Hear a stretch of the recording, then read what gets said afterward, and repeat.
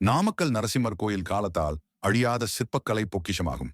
மலைப்பாறைகளை நேரடியாக செதுக்கி உருவாக்கப்பட்ட குடைவரை ஆலயமான இதன் வடிவமைப்பு அன்றைய காலத்தின் சிற்ப நுட்பத்தை வெளிப்படுத்துகிறது. புராண காலத்தில் தெய்வீக சிற்ப நிபுணராக பெயர் பெற்ற மயன் என்பவர் பல அற்புத கட்டிடங்களை உருவாக்கியவர். அவரால் உருவாக்கப்பட்ட அதிசயங்களில் ஒன்றாகும் நாமக்கல் ஸ்ரீ லட்சுமி நரசிம்மர் குடைவரை கோயில். இந்த கோயில் மலைக்குள் செதுக்கப்பட்டு சுமார் 25 அடி நீளம் கொண்ட குடைவரை ஆலயமாகும். பாறைகளின் இயற்கை வடிவம் காக்கப்பட்டபடியே அதில் உள்ளே கல் செதுக்கி ஒரு தெய்வீக ஆலயம் உருவாக்கப்பட்டது. பின்னர் பல்லவ அரசனான மகேந்திரவர்மன் தனது ஆட்சி காலத்தில் இந்த கோயிலின் கட்டுமான பணிகளை மேம்படுத்தினார்.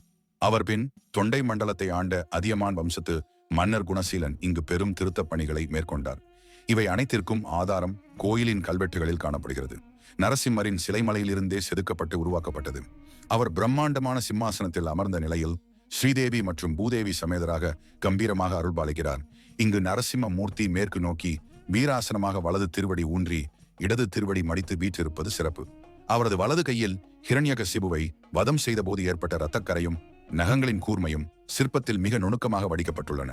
இந்த அளவிற்கு நுட்பமான கலைப்பணி அந்நாளைய சிற்பிகளின் திறமையை வியக்க வைக்கிறது. நரசிம்மரின் பிரதான சன்னதிக்கு எதிரே உள்ள சுவரில் ஒரு சிறிய சாளரம் உள்ளது. அந்த சாளரத்தின் வழியே பார்த்தால் நாமக்கல் ஆஞ்சநேயர் காட்சியளிக்கிறார். ஆனால் அற்புதம் என்னவெனில், ஆஞ்சநேயரின் கண்கள் நேராக நரசிம்மரின் பாதங்களை நோக்கியவாறு செதுக்கப்பட்டுள்ளன. இது சிற்பக்கலையின் உச்ச நிலையாக கருதப்படுகிறது.